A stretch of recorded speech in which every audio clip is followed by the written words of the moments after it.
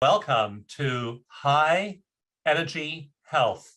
My name is Dawson Church, and each week on the show, I have the privilege of really digging into practices, techniques, ideas, and research that can really help you live a happier and healthier life. And in the last 10 or 15 years, there is so much new research, and it's powerful because it shows us that tools we used to think of as being intangible, like consciousness, meditation, energy, who knew that those things could have any effect on your physiology? And they turn out to have effects down to the level of your cell metabolism, of your gene expression, of your neural functioning. And each week I look at, I read, or I at least skim roughly 100 studies and just look for those gems that are pointing in new directions.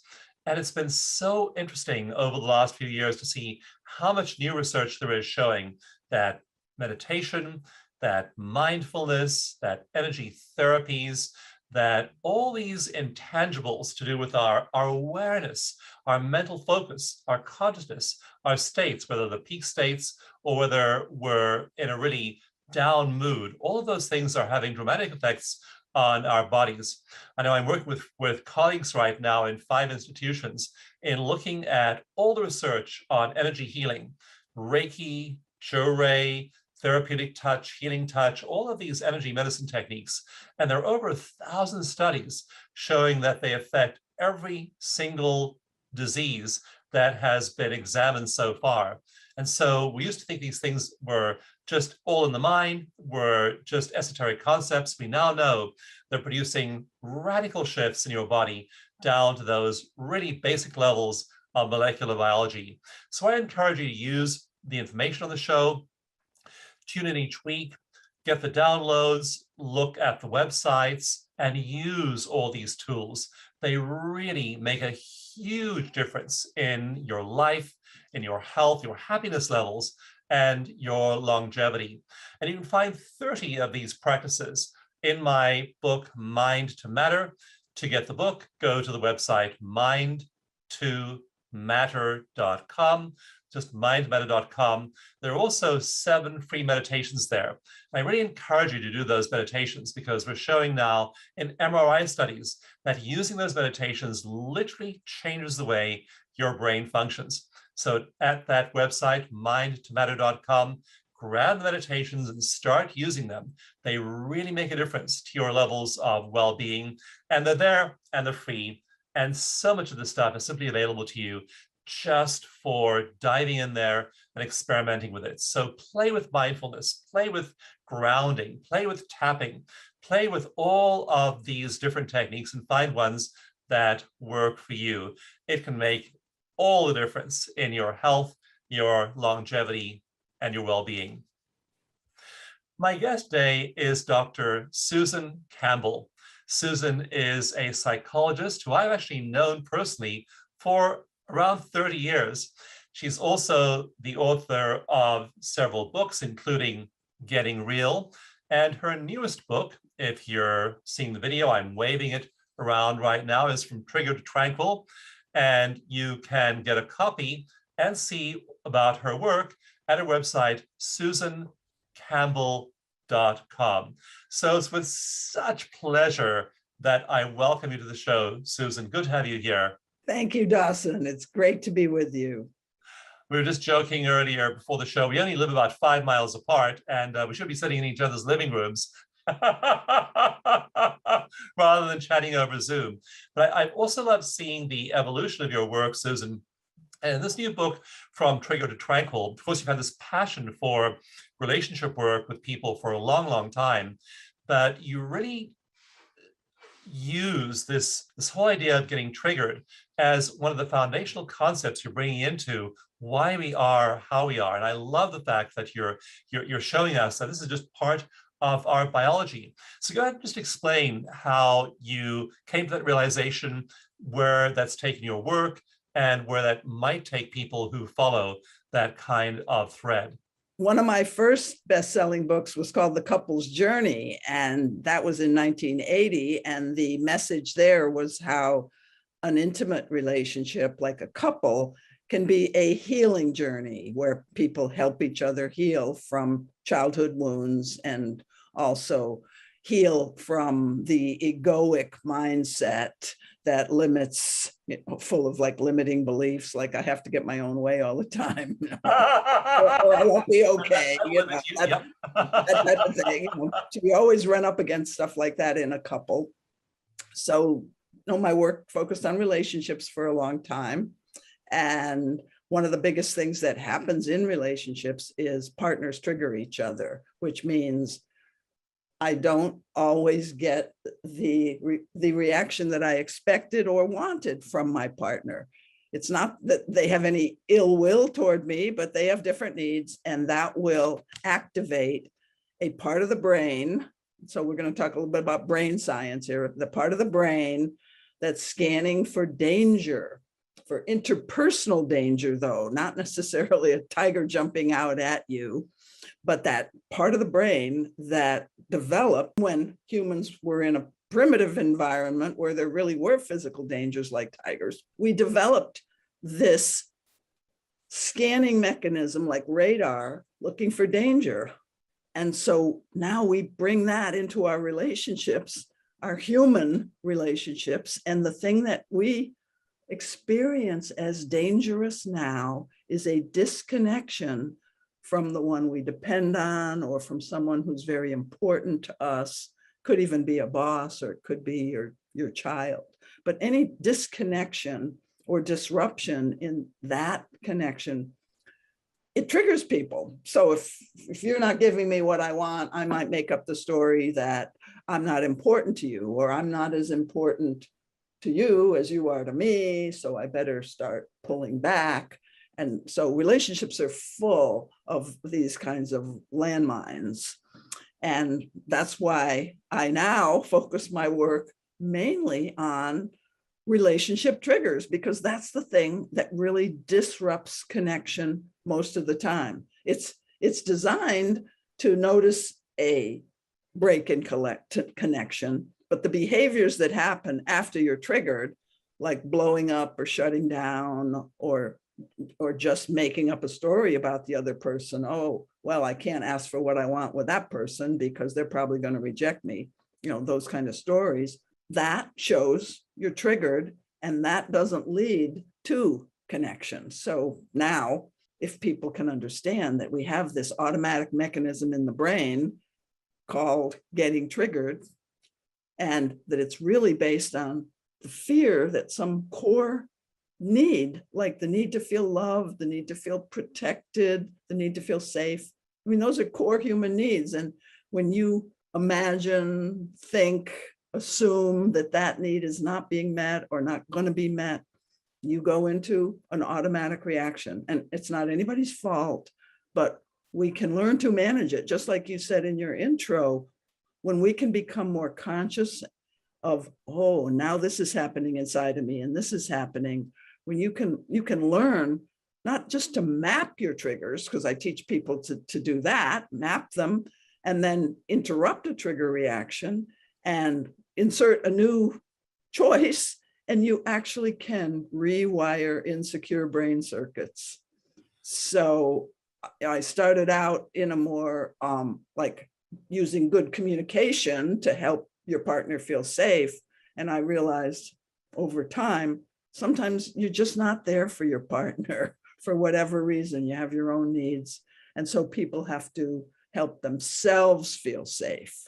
So that's a lot of what this book is about, is yes, go ahead and ask for what you want from partners, but sometimes they're not always there for you, and you'll have to use these tools to bring yourself back to safety. And it's also a much earlier intervention, because if you do blow up or shut down or say that thing on the tip of your head, you have a lot of examples in the book, like sending that email that's triggered, or storming out of a meeting, or all the way actions we take when we're triggered. And so you can do that and then go see Susan Campbell or see a couples therapist or go and work with somebody, a relationship skills coach, and try and repair things. But if you can intervene at the beginning where the trigger is before you go and express that, wow, now you've got a much better chance of not doing the stuff that's going to screw up the relationship. But if you do, then, I mean, there is the repair script that I provide for when you do make a mess. There is a way to patch things up. And actually, because of the way the repair script is worded, it's showing people how to talk about the vulnerable feelings and needs that were at the root of the fear reaction, because trigger is really a fear reaction. Like I'm afraid I'm not good enough. But I don't say I'm afraid I'm not good enough. That would be too vulnerable. Plus, when you're triggered, nothing like that occurs to you because you're in your reptile brain, like just automatic. But if you realize through doing what I call trigger work, that underneath my shutting you out and not listening to you and cutting you off was really, this is getting kind of painful for me to hear you complain about something I didn't do, so I'm just going to shut you out. But once I process, okay, what did that feel like? What did I hear? I realized that deep down, it was this fear that I'm a disappointment to you, fear that I can't please you. And then I get soft. And then that's what I come back and talk about during the repair. I don't justify or explain what I did. That's what most people think of when they say process a trigger or try to repair. They use too many words, they try to explain themselves, and it just gets them back into the argument. Whereas the script that I give people in this book is very short, simple, bypasses the ego's need to be right or clear your good name and all those kinds of things. Just drop down to that vulnerable, I was afraid that I was a disappointment to you, and I need some reassurance that I am enough or that I'm not a disappointment. Yeah, that just changes the whole emotional tone of the communication. And you mentioned the reptile brain earlier and the limbic system and all these systems we have that simply are there. I mean, they're there for evolutionary purposes to scan for those threats you mentioned, and they're always on. They're on just 24/7, even when you're asleep, especially when you're awake, you're scanning all the time. And those parts are also not verbal. They're emotional. That's right. And sometimes that feels very powerful. I kid around in the book, like the trigger reaction is like a runaway freight train. It is very powerful because it is emotional and kind of body based. And the rational mind is offline. The prefrontal cortex, which is the part that we need to be coming from if we're going to have empathy and if we're going to be able to collaborate and see the other person's point of view. We need those skills. But in order to get from the reptile brain back to the prefrontal cortex, you need to learn to pause. So that's a practice that people can use. People can learn to just do it by yourself, or if you have an intimate partner, you can say, at the first sign that either of us is triggered, and we learn what our early warning signs of being triggered are, such as deer in the headlights or shutting down or having a judgmental thought or getting angry or upset. Any form of emotional distress really means you're triggered. And it's a time for pausing and bringing some more breath and awareness and compassion to the feelings you're having. Yeah, and you use the word mindfulness in the title and in the book, and that means that after the trigger, if you can use that trigger as a cue for mindfulness, Yes. and that enter that pause, then you suddenly have choices that you of directions you can go. You aren't just then enacting those old scripts that have got you into so much trouble in the past. You can learn to interrupt that runaway freight train if you do two things. If you imagine triggering incidents at a time when you're not feeling them and do some pausing and some self-compassion work, which I have exercises for in the book.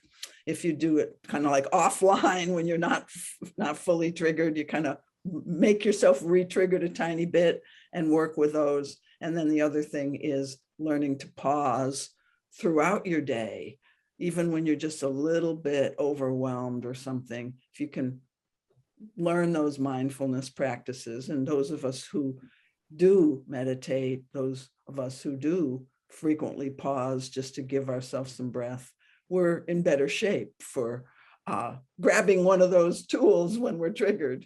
Yeah, and I like the way you emphasize too, the brain actually is able to rewire those pathways and reformat itself.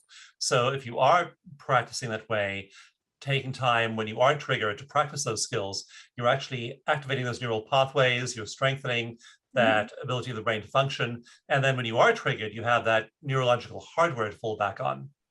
Yeah, and your brain, we talk about neuroplasticity now, which is the brain can continue to grow and change and develop even into adulthood.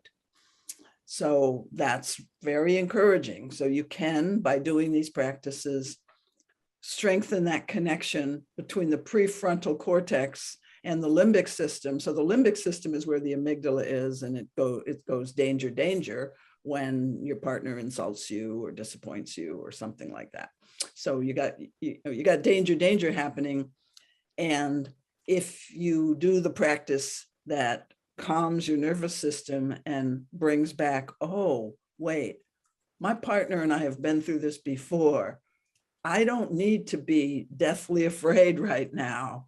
Let me calm myself and then see if I can open my mind back up.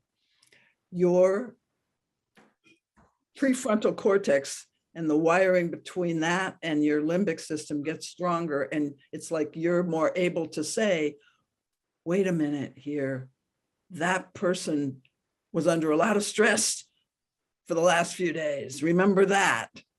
Let's give that person the benefit of the doubt. Things like that. Susan, one other question for you that is a little tangential, I'm just curious about. So just reading the WHO analysis showing that rates of anxiety and depression have roughly doubled during the pandemic. They've gone up quite a bit, and they're high. Do you think that is producing more of a strain on relationships than before? Yeah, definitely. So people have both their old triggering and the Yeah. general social level of triggering to contend with them. Yeah, I liken it to like a big dysfunctional family, but all the different intersecting crises that are happening now, whether it's fear of getting COVID from your partner who just got back from an airplane trip, or fear of somebody labeling you ignorant or stupid, or telling you went down some rabbit hole if you're on the opposite side of some position, because there's so much polarization and fragmentation of worldviews now, as well as just the economic anxiety that is from a number of things. I mean, COVID, but also the climate and the political situation right now. There's the economic anxiety all over the place. So, when people are under stress, they're living from their amygdala. They're really, I think we're all a little bit on high alert as we go into situations, especially new situations that we're not familiar with. So we need to bring all our mindfulness tools with us now. Yeah, I hadn't thought about the unfamiliarity part of it, but you're right. We are facing not just the known unknowns, but the unknown unknowns as well. And those are all new. There's a lot of unknowns. Yeah.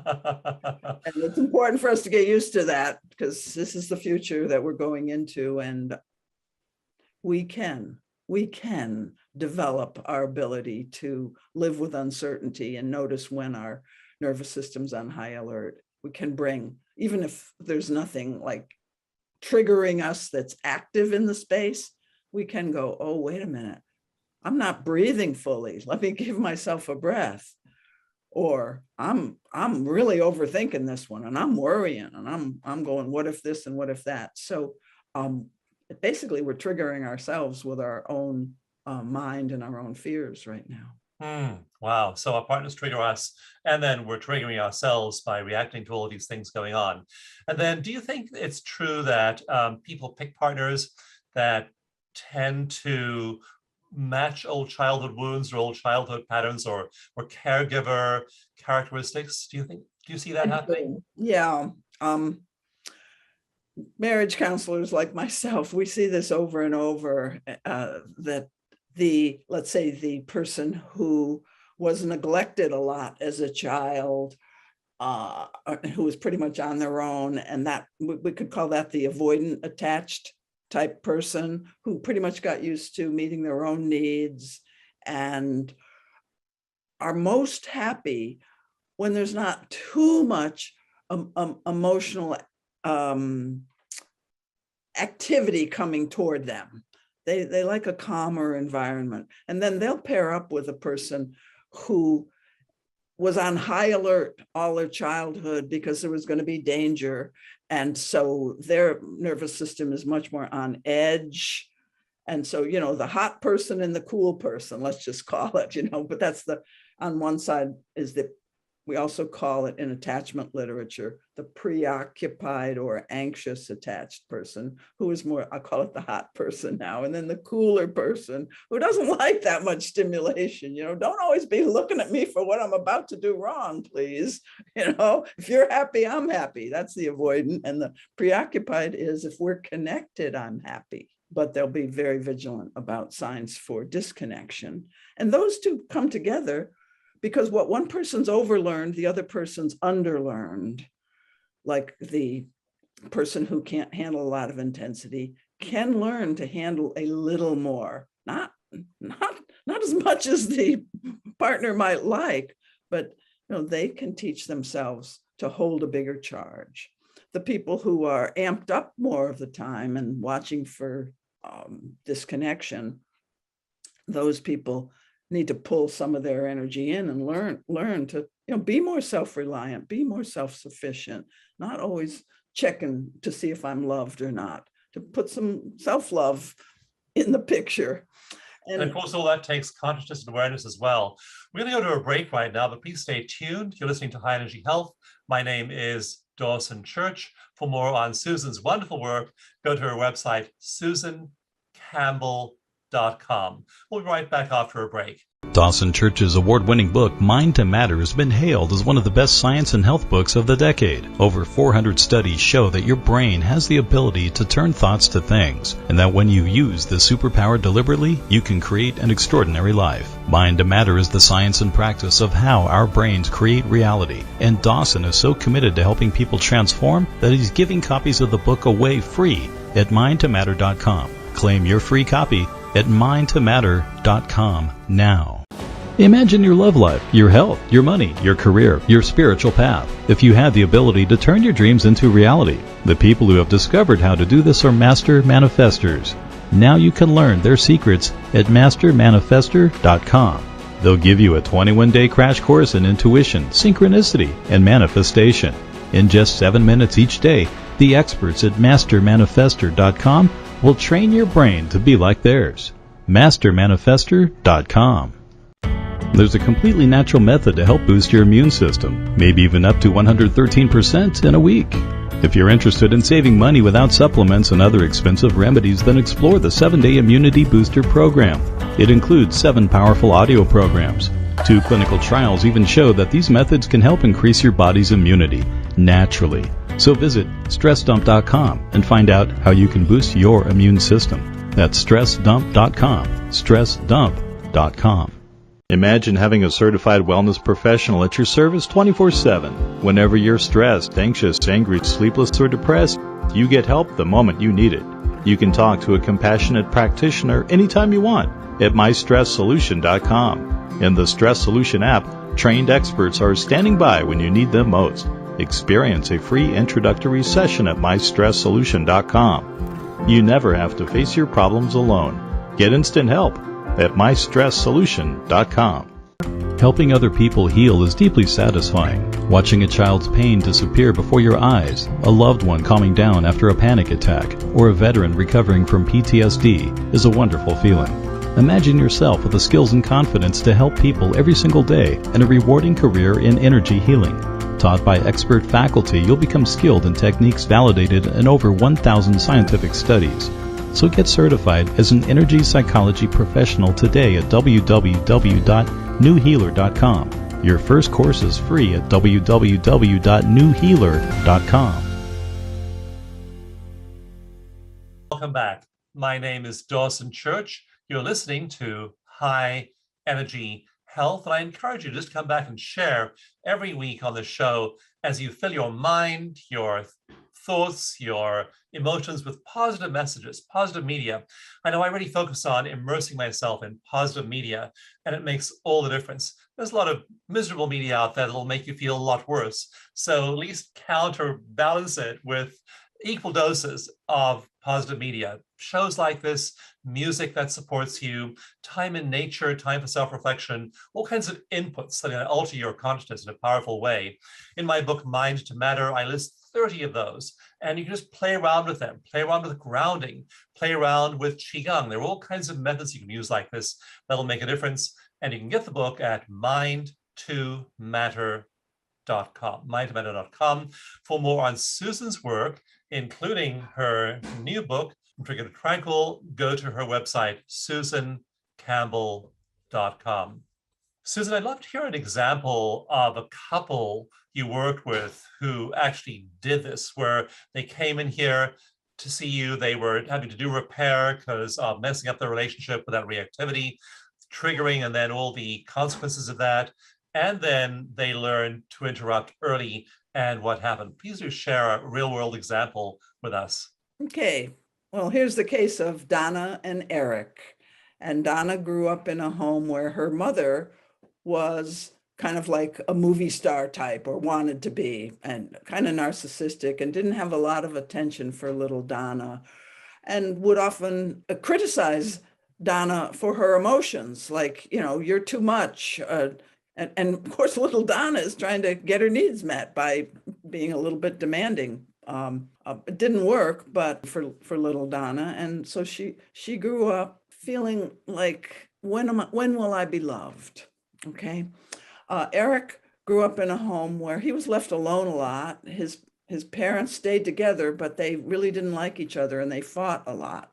And he would be so scared of any kind of anger or aggression that he would just go and hide in his room whenever that happened. And so, idea of a safe place is where nobody's raising their voice. So even the least bit of what he called yelling was really traumatic to his nervous system. So Donna and Eric get together, and they're attracted for all the usual things. You know, Eric looked so confident, and he never bragged about himself. You know, he was kind of low key guy, and, you know, just had this inner strength about him. And and Eric liked Donna because she was so vivacious and expressive. So, you know, what attracts you might later rebel.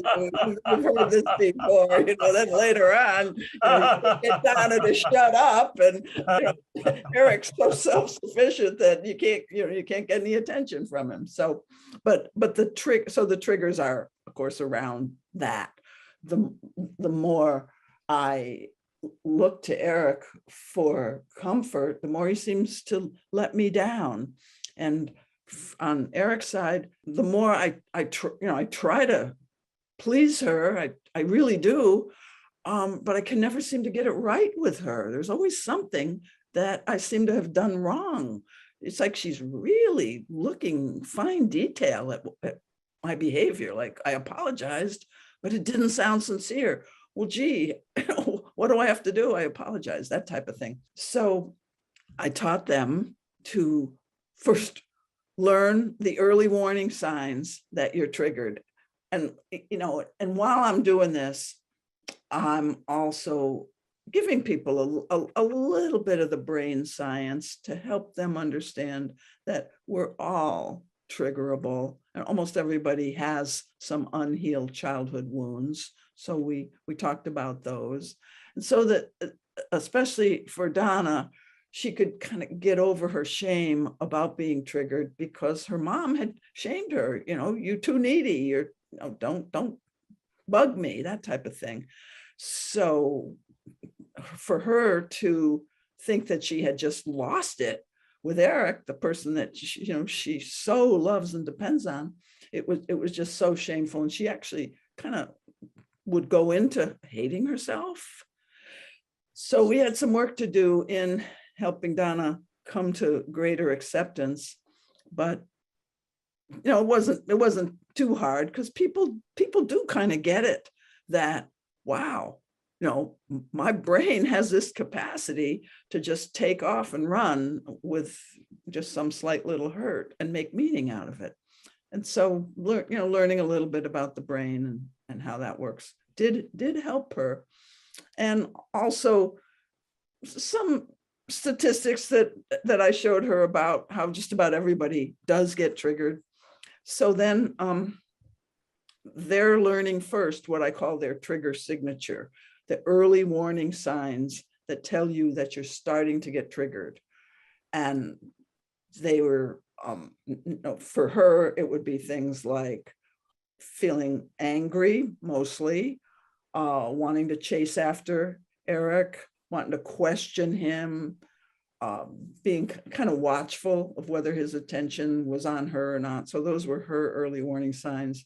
And for him, he often didn't notice when she was triggered. He wasn't like, he was the opposite of vigilant. He was like, well, blinders on. But if he would hear a complaining tone of voice or anything, I mean, there would have to be some emotional negative energy in the space. And then his trigger signature was basically he would either shut down and absolutely not hear her. Even he was able to just shut her out completely. He would feel the need to run or to get out of there, but he wouldn't do that usually until it got big. Or he would try to explain. The avoidant type, a lot of times we believe that if my partner would only understand that I had good intentions, they would stop being triggered. But that's not very satisfying to a triggered partner who really wants empathy and love and connection. They don't want to hear your good reasons why I shouldn't be upset. Sounded too much like my mother, who's shaming me for having a reaction. So they got their early warning signs, and they got that there's a value in pausing and looking inward. So they actually had to see the whole picture before they really could learn to pause, even though pause is actually the first step. I teach couples, the first sign of triggering, somebody says pause, and both people will just sit and take about 5 slow conscious breaths. So they were able to learn to do that, but they weren't really fully motivated to do those pauses until they realized that after you pause, you feel what that was like. You breathe and make some space so that you actually become a holding space, like a bigger, safe environment for feelings to come up. So it's like developing your witness. And they were able to learn that, because the way I suggest it is just, breathe. And then as you breathe more fully, you're opening up a bigger space and you're observing. And sometimes I'll have them imagine they're observing the reaction that they had on a movie screen, just some way to get some perspective on what's going on. So there's some different tools.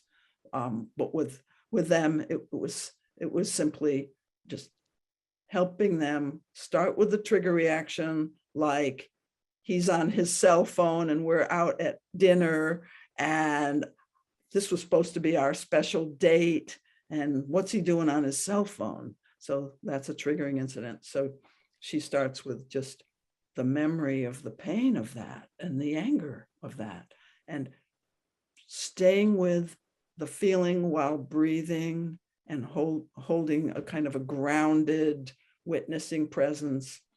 You just follow. So I taught them that if you follow your feelings wherever they need to go, you'll come up with, you won't always come up with a childhood memory, but you'll come up with a feeling that was similar to how it felt like when her mother would criticize her or tell her to go away. And that's a huge insight for her to realize that is a template. Mother is a template for what she's feeling now. We need to go to a break right now, but we'll pick up with this. I want to get into more detail about Eric and Donna because these are all really important cues to be aware of. So for more on Susan's work, go to her website, susancampbell.com. My name is Dawson Church. You're listening to High Energy Health. We'll be right back after a break. Dawson Church's award-winning book, Mind to Matter, has been hailed as one of the best science and health books of the decade. Over 400 studies show that your brain has the ability to turn thoughts to things, and that when you use this superpower deliberately, you can create an extraordinary life. Mind to Matter is the science and practice of how our brains create reality, and Dawson is so committed to helping people transform that he's giving copies of the book away free at mindtomatter.com. Claim your free copy at mindtomatter.com now. Imagine your love life, your health, your money, your career, your spiritual path. If you had the ability to turn your dreams into reality, the people who have discovered how to do this are master manifestors. Now you can learn their secrets at mastermanifestor.com. They'll give you a 21-day crash course in intuition, synchronicity, and manifestation. In just 7 minutes each day, the experts at mastermanifestor.com will train your brain to be like theirs. mastermanifestor.com. There's a completely natural method to help boost your immune system, maybe even up to 113% in a week. If you're interested in saving money without supplements and other expensive remedies, then explore the 7-Day Immunity Booster Program. It includes 7 powerful audio programs. 2 clinical trials even show that these methods can help increase your body's immunity naturally. So visit StressDump.com and find out how you can boost your immune system. That's StressDump.com. StressDump.com. Imagine having a certified wellness professional at your service 24/7. Whenever you're stressed, anxious, angry, sleepless, or depressed, you get help the moment you need it.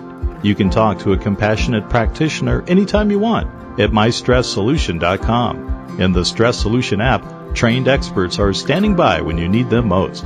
Experience a free introductory session at mystresssolution.com. You never have to face your problems alone.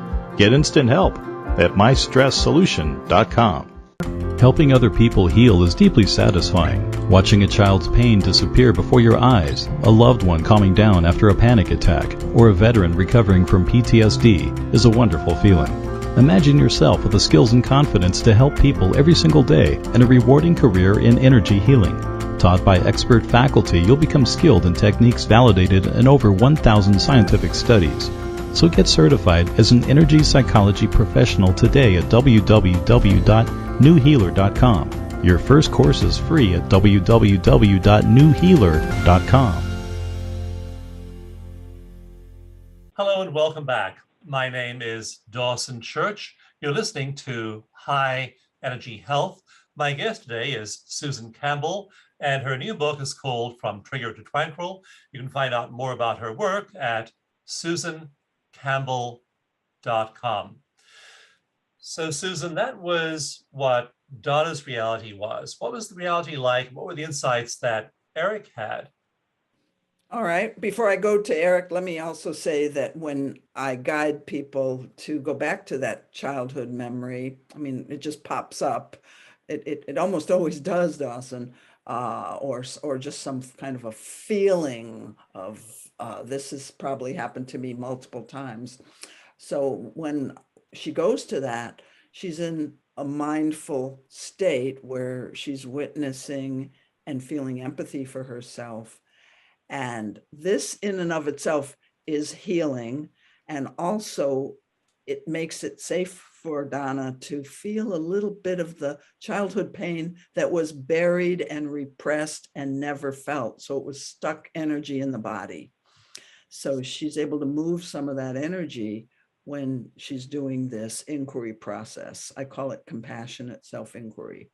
So that's one of the big advantages of how this also heals childhood wounds, is it heals your fear of emotional pain, that it turns out in adult relationships, you are going to have that same type of emotional pain. And I want to say, in a way, I want to say, this is part of an adult relationship. I call it the normal pains of adult relationships. So you begin to tolerate more emotional pain as long as you are able to activate that self-support of the witness and the mindfulness. Lovely. So then, okay, switch to Eric.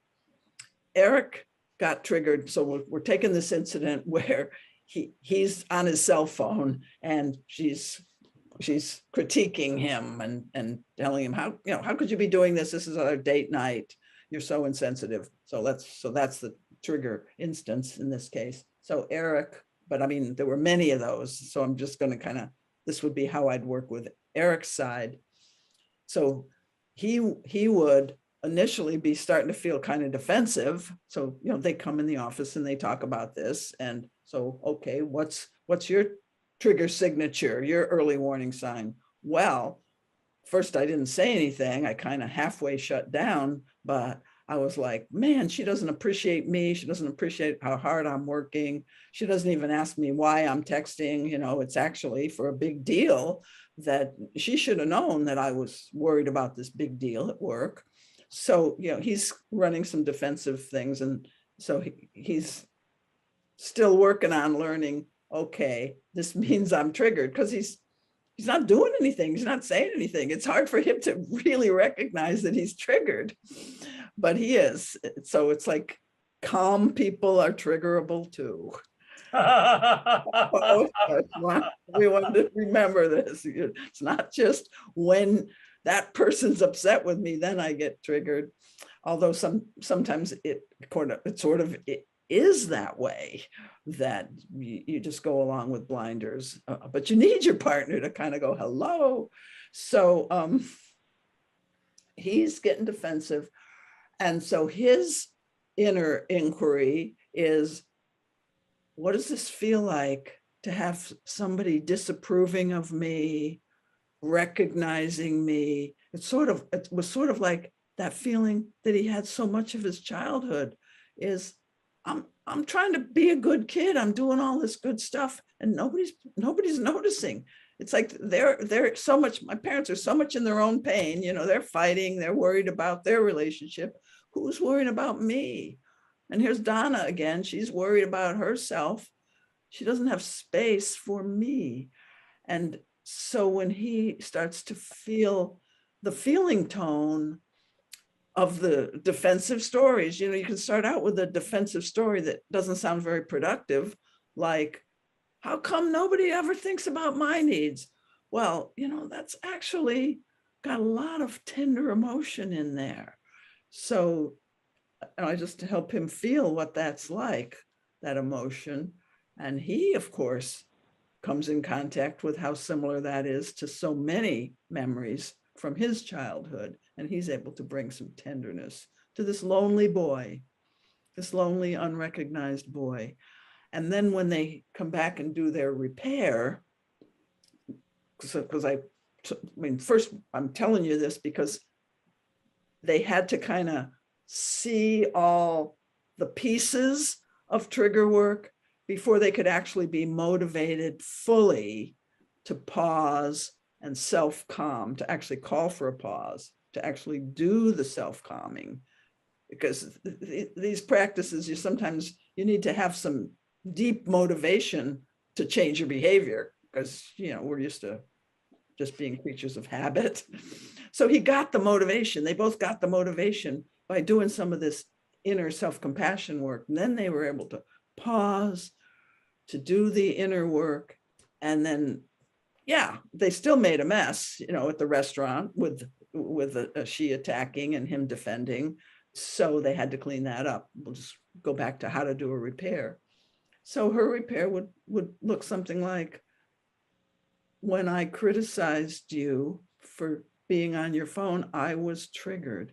It was probably my old fear of not being important coming up.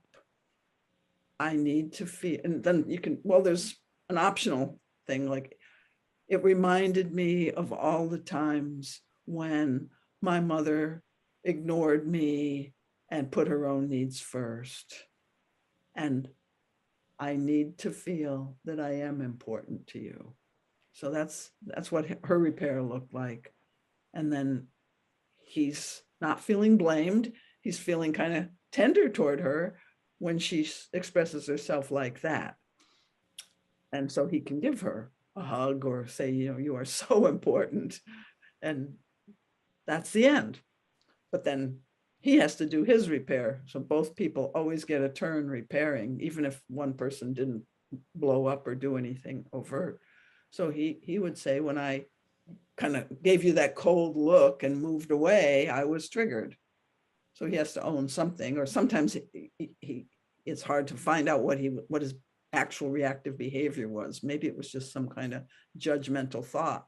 Like when I had that secret thought about you that you're not being fair with me, you're focusing, too much energy on me. So when I had that secret judgmental thought, I was triggered. You don't have to say the whole bit, but when I had that thought or when I pulled away, I was triggered. And that was probably my old fear of not being enough coming up. Sometimes during the repair, I will also say things if they labeled each other or did any name calling or, anything really overt. You have to really say, you didn't deserve this, or I'm not holding that story, or I'm no longer blaming you. You have to put in a reassuring sentence like this. And then the final part of Eric's repair was when you told me you didn't like what I was doing, it brought back so many memories of me not feeling like anybody noticed, my good efforts. And I need your help feeling I am worthy. So it was his issue was worthiness. And he had to find the right words for that. But, I am worthy, I am valued, I am enough. Because it's like another way he would say it sometimes is, I need your help feeling that I am enough.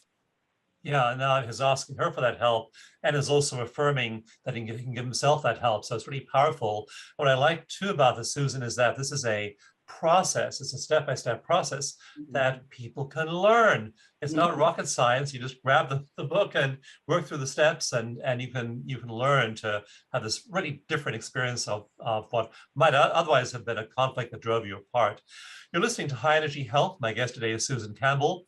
For more on her book, From Trigger to Tranquil, go to her website, susancampbell.com. We'll be right back after a break. Dawson Church's award-winning book, Mind to Matter, has been hailed as one of the best science and health books of the decade. Over 400 studies show that your brain has the ability to turn thoughts to things, and that when you use the superpower deliberately, you can create an extraordinary life. Mind to Matter is the science and practice of how our brains create reality, and Dawson is so committed to helping people transform that he's giving copies of the book away free at mindtomatter.com. Claim your free copy at mindtomatter.com now.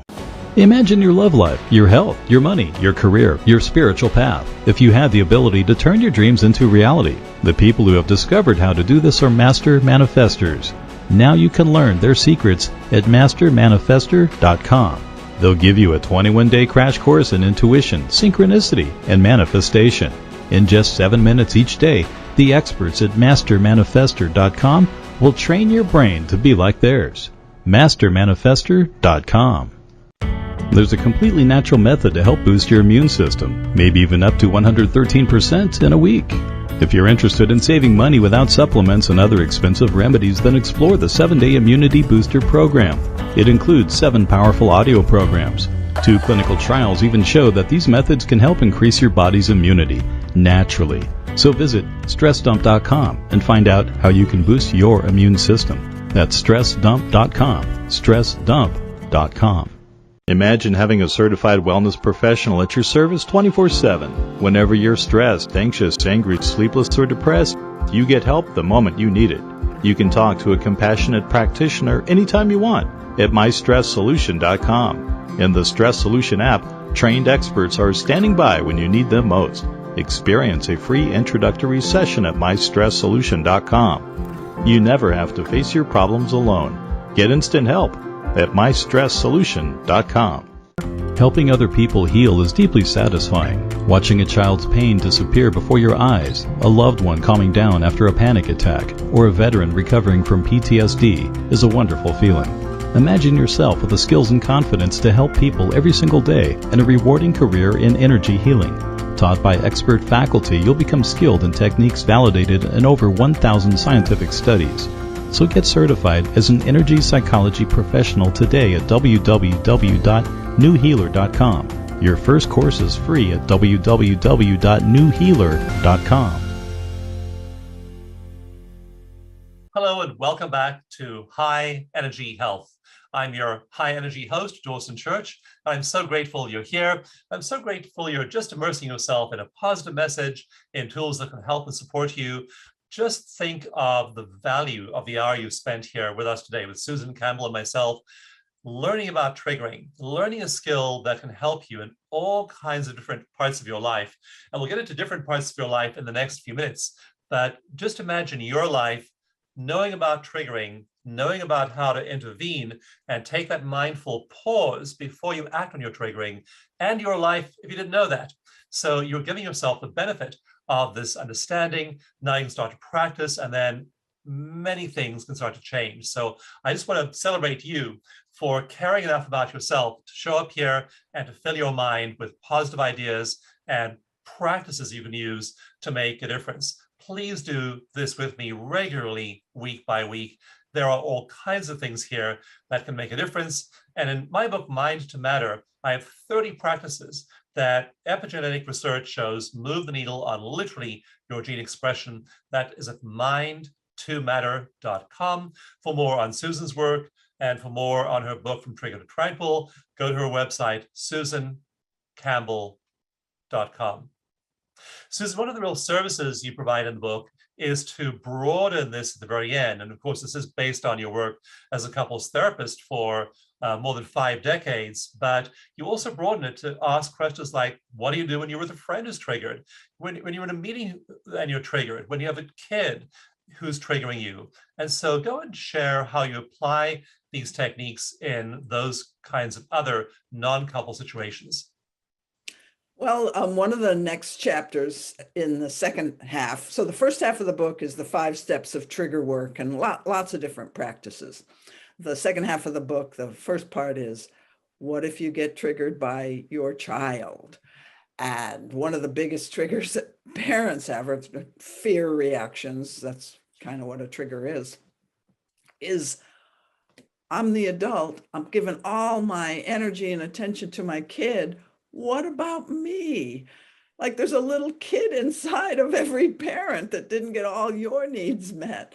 So how do you work with that when your kid is particularly demanding that day or something? So as you read through this book, you're actually reading through the practices and taking yourself on an inner healing journey. So I take parents on inner healing journey about some of the various typical situations that trigger parents. So there's the parent chapter.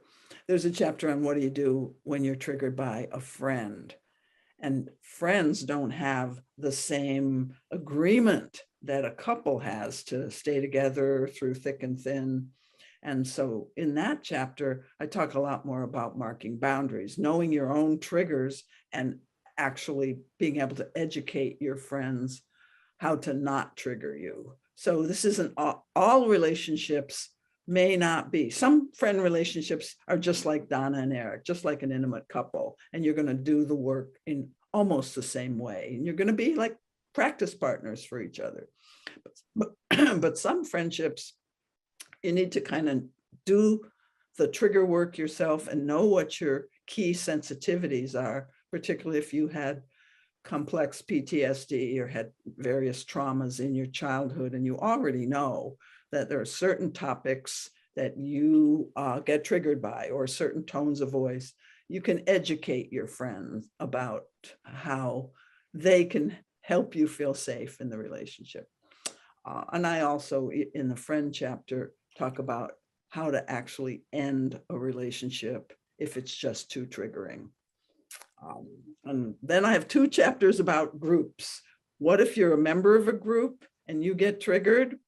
And see, again, when you're in a group, you can't do all the same thing. You can't have everybody pause, although I do show you when you're a leader of a group how you can teach the pause agreement to the whole group, have everybody pause and connect in. So there's 2 chapters on groups. So there's one where you're just the only person in the group, at least you're the only person that thinks you're triggered. But what I teach in the one about if you're a leader in a group, sometimes it's good to educate people that if one of us gets triggered, it's going to disrupt all of our nervous systems, especially if it's the kind of environment where we meet regularly and we have kind of an emotional bond. So in the group leadership chapter, I show people how you can have a pause agreement in a group, how a group can relax their nervous systems intentionally together as a practice, and then how you can talk about that in the group afterwards. If you're just alone and you're in the group and you get triggered and you don't think anybody else is triggered and you want to handle it by yourself, there are a number of things you can do, but I give people actually little sentence stems of ways to just gently educate people, like, oh, I need a moment before I respond to that, or that question I wasn't quite ready for. So, give me some time, or even I'll get back to you. And then sometimes you do in the middle of a group meeting have to take a bathroom break and just go by yourself, So I have a number of strategies, some for when you feel pretty safe and familiar in the group, and some where you just have to get the heck out of there.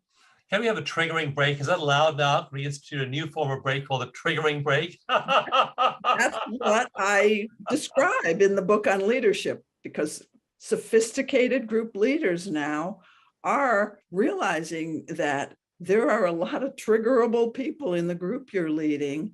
And maybe it's a good idea to mention that at the beginning of the group, and mention that we're kind of wired together here. Like you said, you give workshops at growth centers like Omega and places like that. So a group might be together for 3 to 5 days, sitting in the same room. We're going to get very connected to each other. But you know what?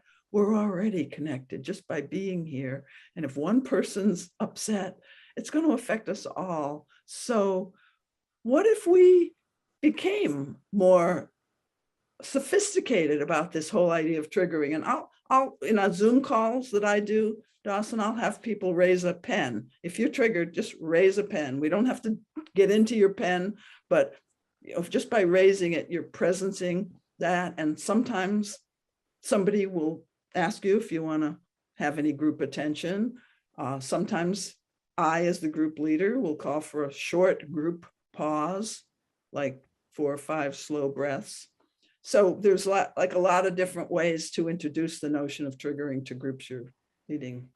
And then chapters, or groups or family, wherever you are. Family. More about Susan's work at susancampbell.com.